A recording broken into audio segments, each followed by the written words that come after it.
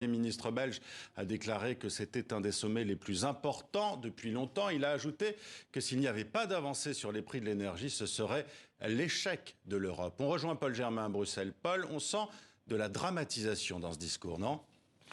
Effectivement, Marian, Charles Michel, qui va présider le sommet, a déclaré qu'il était temps maintenant de prendre des décisions courageuses. En fait, les 27 sont tous d'accord pour dire qu'il faut faire baisser les prix de l'énergie. Le problème, c'est qu'il n'y a pas de consensus sur la manière d'y arriver. Alors, la Commission européenne a fait des propositions. La première, c'est d'obliger l'obligation pour chaque État d'acheter au moins 15% de ses besoins en gaz via une plateforme commune. 15%, ce n'est évidemment pas beaucoup. Il faudrait obliger à acheter 85% via cette plateforme, déclare Guy Verhofstadt, député européen belge. Mais là où ça coince, c'est évidemment sur la question du plafonnement du prix du gaz importé. Certains pays comme l'Allemagne ou les Pays-Bas ne veulent absolument pas d'un blocage des prix car ils craignent que cela ne fasse déguerpir des fournisseurs de gaz comme la Norvège ou les États-Unis. Et même parmi les 15 pays qui réclament un tel plafonnement, eh bien, il y a des divergences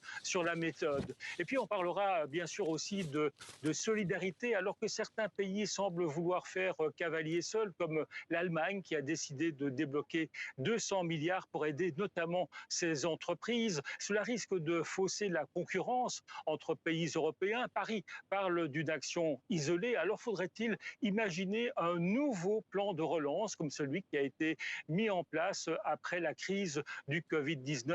Il faudra répondre à toutes ces questions, mais comme le disait un diplomate européen, ce sera long et complexe. Paul Germain, en direct de